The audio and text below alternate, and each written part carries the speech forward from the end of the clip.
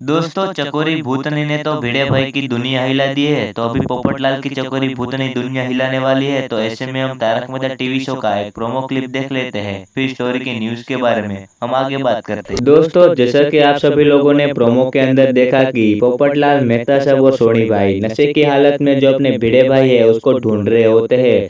और दोस्तों, आप सभी लोगों को पता है कि चकोरी भूतनी ने भिड़े भाई को हिप्नोटाइज करके अपने साथ ले गई है और भिड़े भाई से कपड़े धुलवा रही है चकोरी भूतनी। और दोस्तों, जो कपड़े धुला रही है चकोरी भूतनी भिड़े मास्टर से, उसकी आवाज़ पोपटलाल को सुनाई देती है। और पोपटलाल, सोनी भाई और मेहता साहब उस आवाज़ के पीछे जाते हैं। और दोस्तों, जैसा कि आपको पता है कि पोपटलाल जो है वो चकोरी से बहुत प्यार करता है। और दोस्तों, पोपटलाल को ये पता चलेगा कि ये चकोरी जो है वो एक भूतनी है, तो पोपटलाल का क्या रिएक्शन होगा, ये तो एपिसोड देख के ही पता चलने वाला है। तो दोस्तों, हमारे साथ देखना ना भूले तारक मेहता का उल्टा